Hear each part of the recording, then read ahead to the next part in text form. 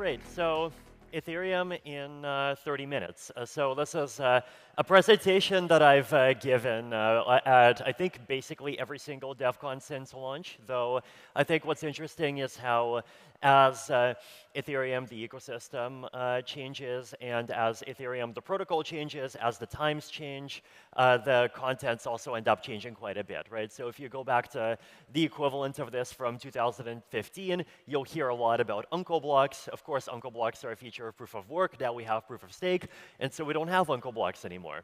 Now, Ethereum also, of course, now has layer 2s, and back in 2016, this would not contain layer 2s at all, and now, of course, as we know, layer 2s are half the story, right? So Ethereum is, above all, an evolving ecosystem, and the contents of this are going to keep changing as the technology changes and also as the emphasis of the ecosystem changes from building basic infrastructure to now also really putting a huge amount of focus on the applications.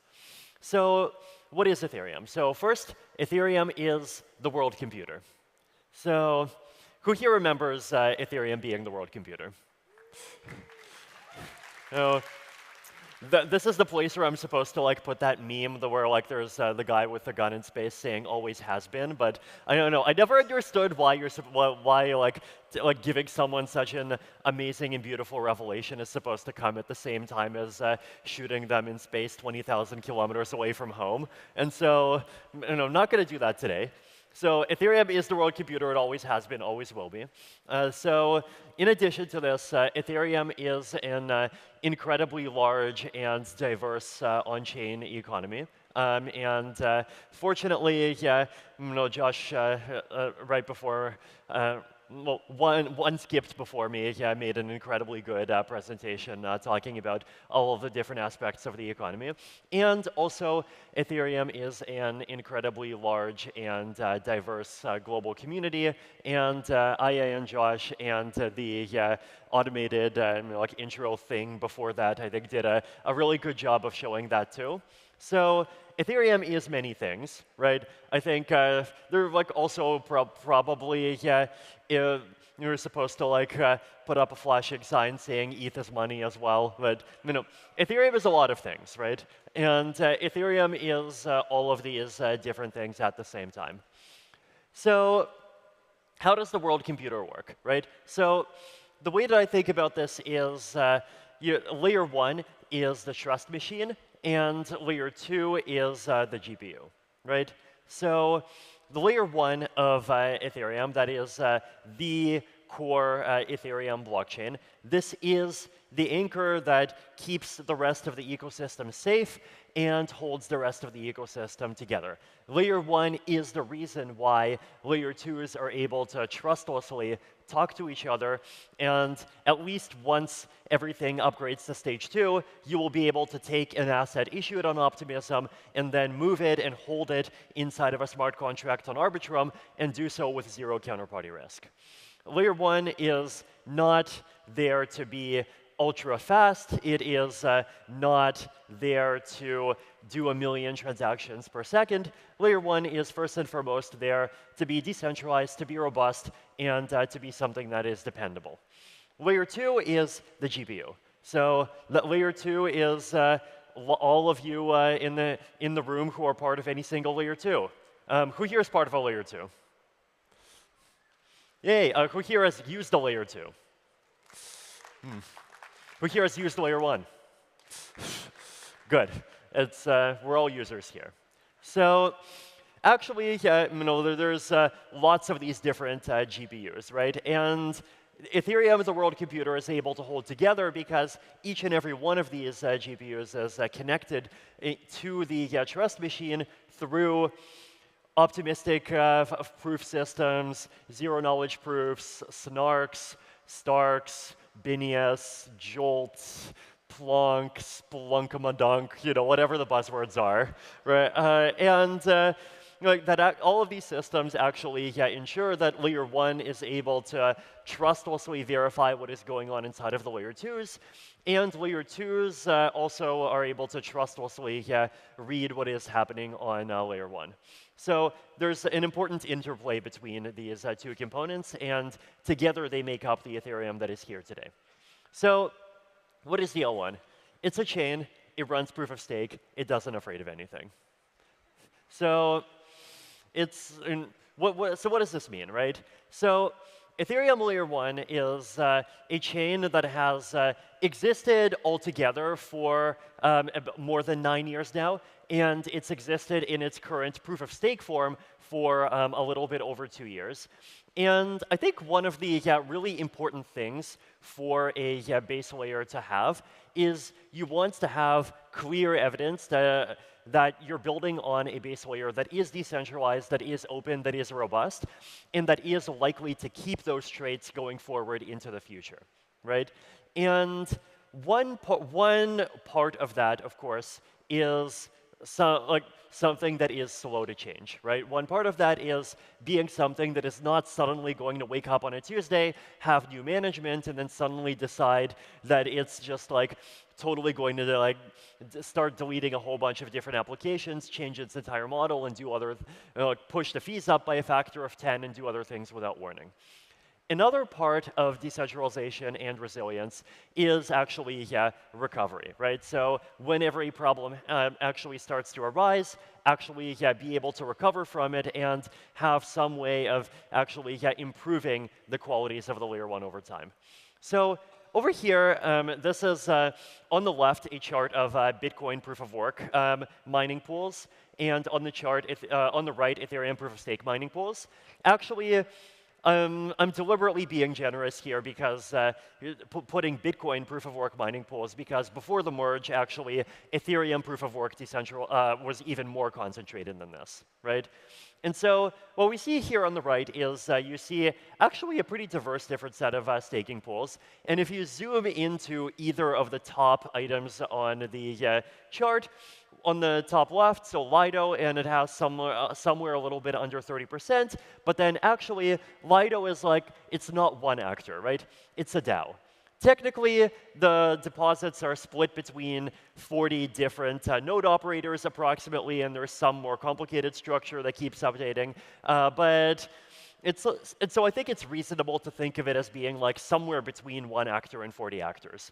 Exactly where, this is a problem for you social science people to figure out, right? How do you actually quantify the decentralization thing? There's even grant opportunities for this stuff. So that's that's number 1, right? And then number 2, unidentified. Now, unidentified is not an actor, just like there's the any key on your keyboard is not actually a key. So unidentified, we actually don't know what it is. There's probably lots of solo stakers, lots of small business stakers, lots of various tiny staking pools, also not one actor, right? So Ethereum L1 today actually has a surprisingly high degree of decentralization in its proof of stake design, and this is a property that I think has only gotten better over time. Here is one property that actually has gotten a lot better. So Ethereum, about 5 years ago, was basically just Geth, right? And when you have an ecosystem that is dominated by one client, that itself becomes a central point of failure, right? So who here remembers the 2016 DOS attacks? Yay. So, remember, wake up, 5:17 a.m., get a military-style wake-up call, say, hey, you have to go down to, the thing that we suddenly turned into a war room now. Go down, and then, oh, someone discovered a bug in the client. Now the entire chain is stopped, and then we fix it. And then 2 to 3 days later, some guy somewhere finds another bug, and then 3 days later, another bug, and then that keeps going on for a whole month until eventually we have to hard fork. But during that period, actually, the ability for Ethereum to have 2 different clients, at the time they were Geth and Parity, basically saved the chain. There were times when there was a bug that would hit Geth but not Parity. There were times when there was a bug that would hit Parity but not Geth. So Ethereum actually gains a lot from having multiple software implementations, and this is something that, as of 2024, is probably at the best that it's ever been in Ethereum's history. So, okay.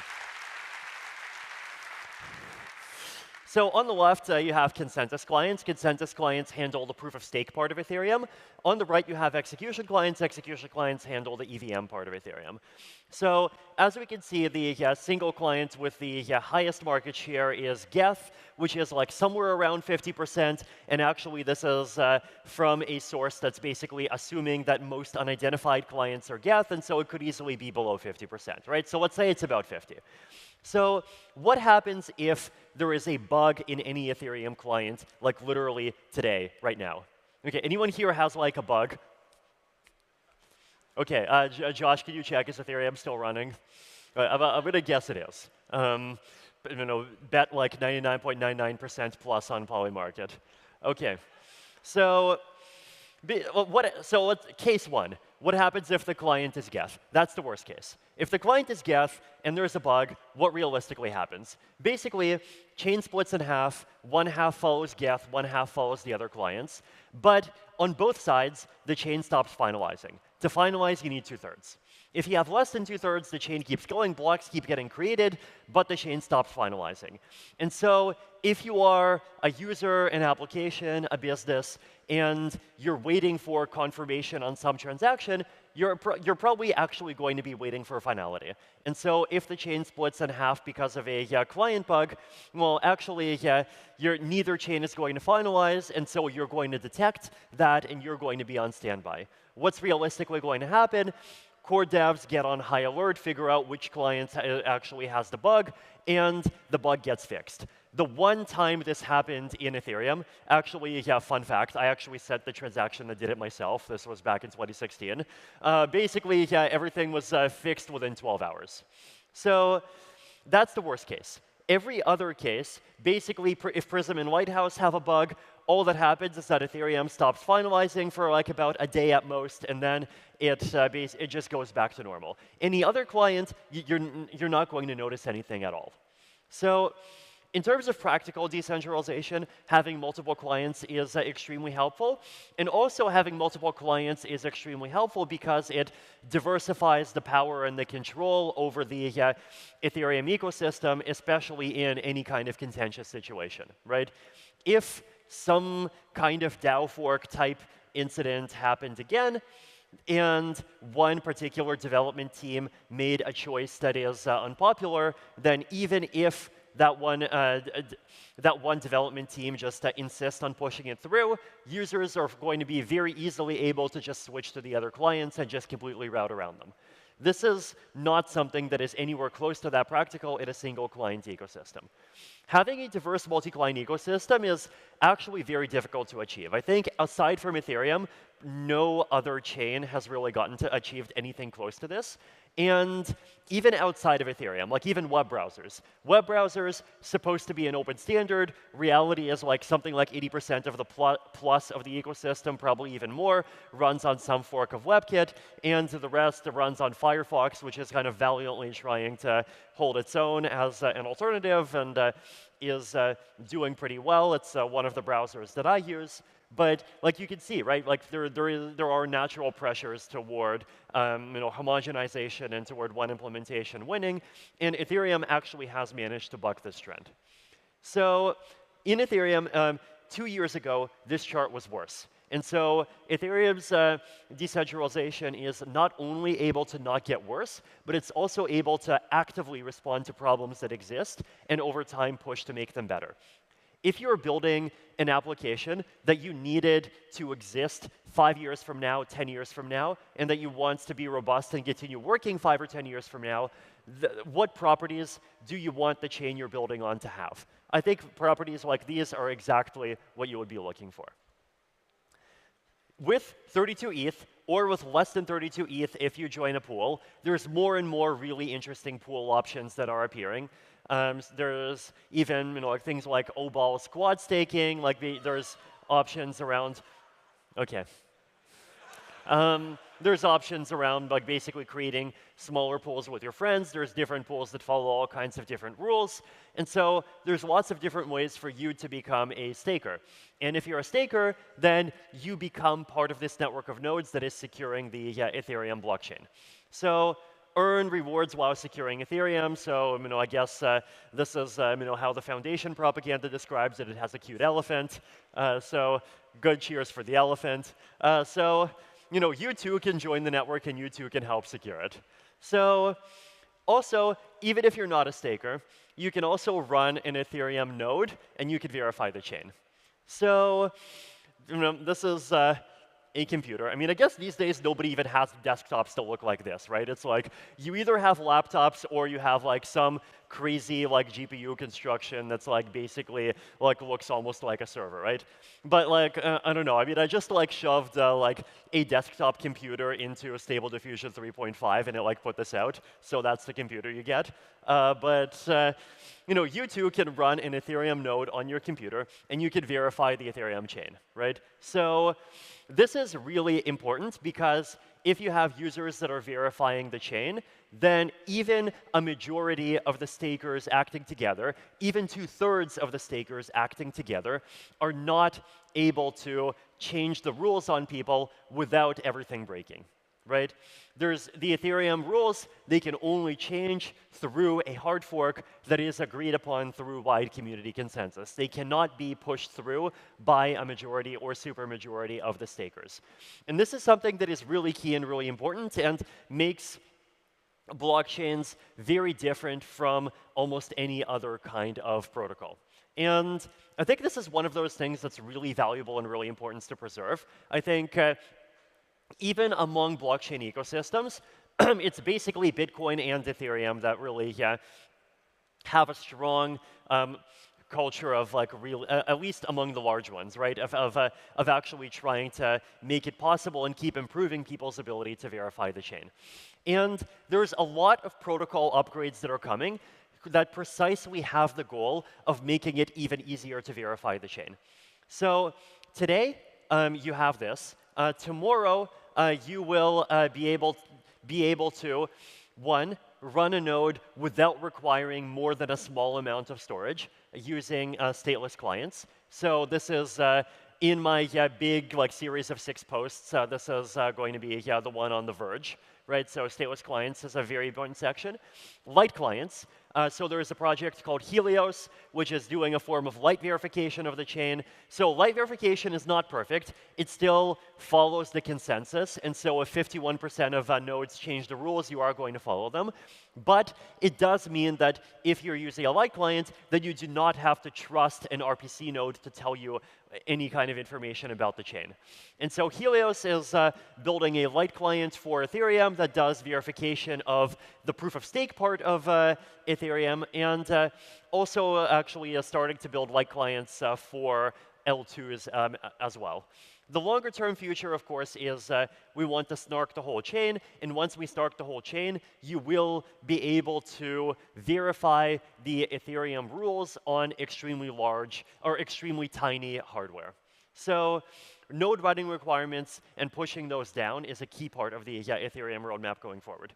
Also, staking with less ETH. This is one of those very active research requirements, right? So 32 ETH, it's still high.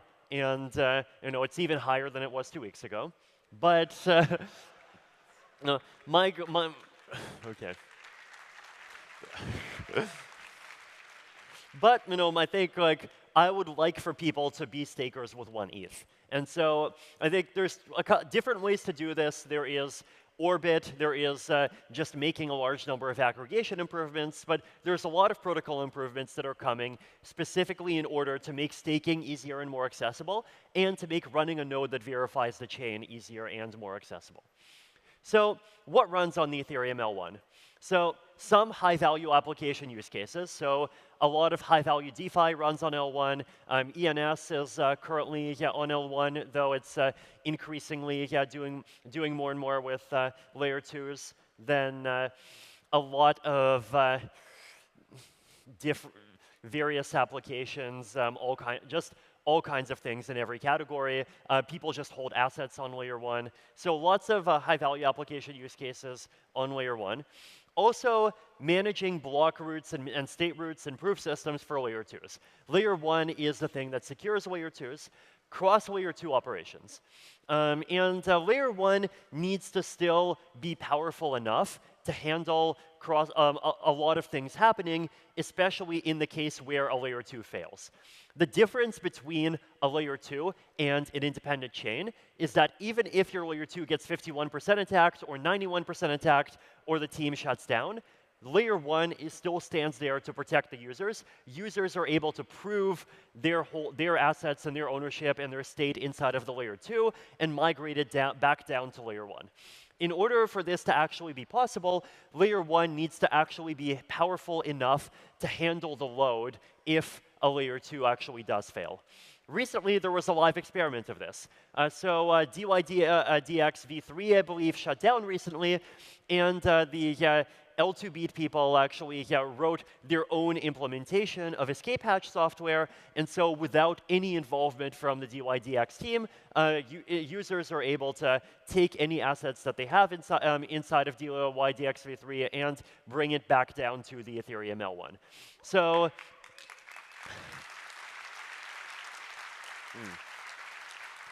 layer 2s are not just multisigs. The ability to actually move your assets out of the layer 2 and back to layer 1 if the layer 2 fails without the layer 2 team's involvement is not just theory, it is reality. So, okay, L1 runs some applications, and L1 protects the L2s. What do the L2s do? L2s provide speed and scale.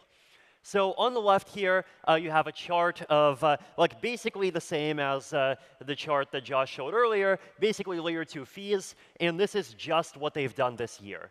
So this year, layer 2 fees have gone down from about 50 cents to less than 1 cent. So this is a massive change, right? This basically means that for an incredibly wide class of applications, Ethereum has overnight gone from being basically unaffordable to being completely affordable. So that's fees.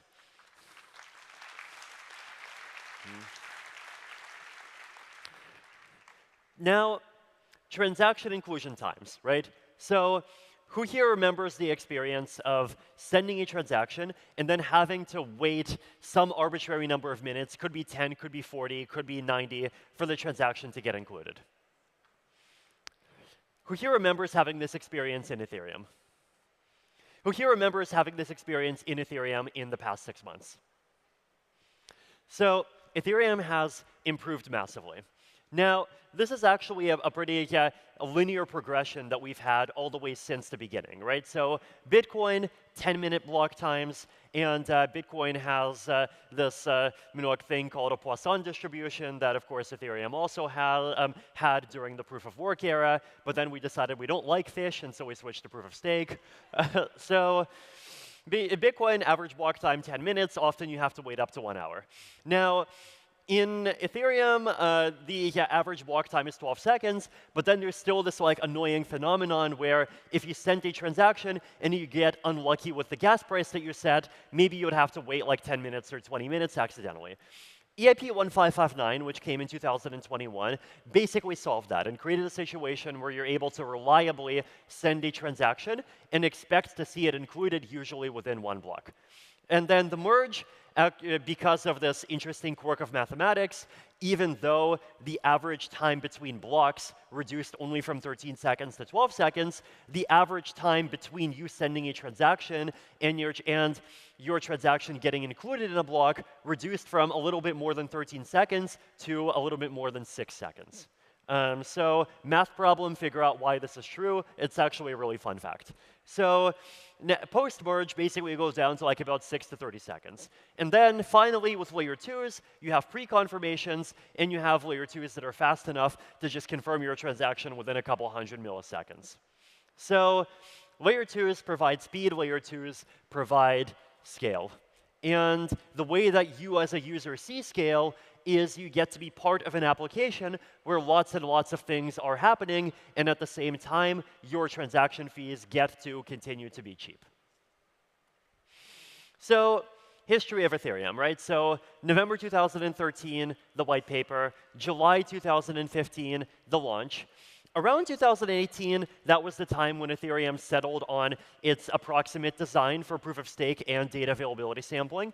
So the original papers and like documents for data availability sampling and erasure coding, I wrote those back in 2017, and then we settled on the Casper, the friendly finality gadget, also at the end of 2017. Actually, if you really want and you can dig, I think it's like either GitHub Ethereum Research or like GitHub Ethereum Simple Casper. You just like search for the directory called Simple Casper, and you can find like contracts written in Serpent. Like, who here remembers Serpent? Okay, who here uses Serpent? Good. I think Python is really beautiful, but I think if you want that, then you should code in Viper. Viper is actually great. It's actually kept improving quite a bit for the last couple of years. So we had basically okay, yay, glad for Viper. Okay, and so. In 2017, actually, we attempted to basically do this full abstraction thing and even write the proof of stake logic directly as a smart contract. And so there's this really fun demo that we launched at, I think it was actually 23:20 Bangkok time on December 31st, 2017. And we wanted to get something out before New Year's, but then the demo actually, it ended up breaking up pretty quickly. It was early days, but. Since then, of course, it's not early days anymore, and at the start of 2018, a really massive effort started to actually build out the Ethereum proof-of-stake system and to build out the Ethereum scaling system, which has since then turned into the blobs that we have today. 2022, the merge, switching from proof-of-work to proof-of-stake.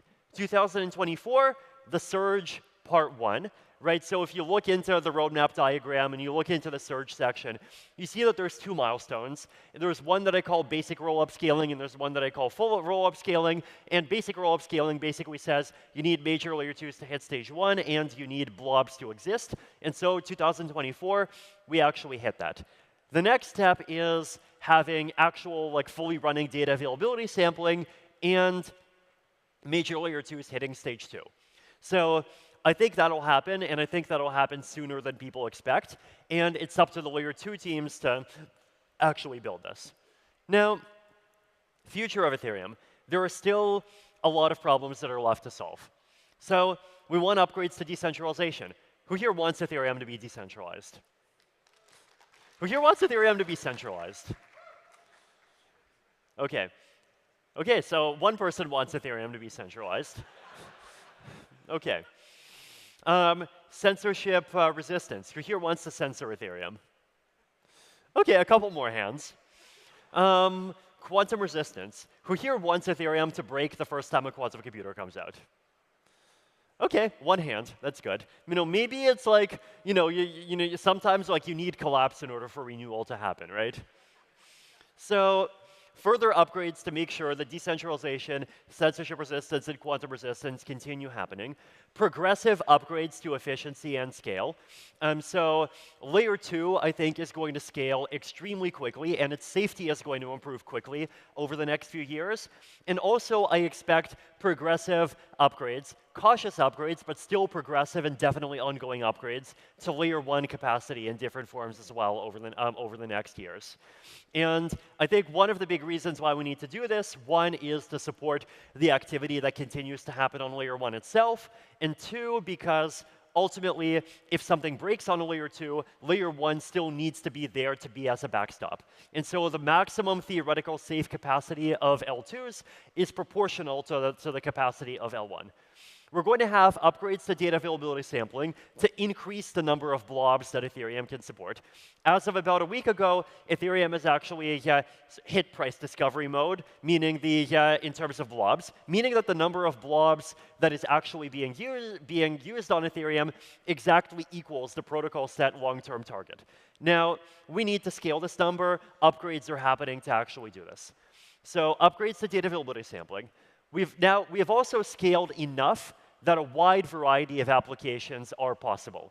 ENS, consumer payments, social. One category that I think is going to be extremely important over the next decade is mixed financial and non-financial applications. Applications that make use of the power of finance, but ultimately to serve ends that go beyond financial goals.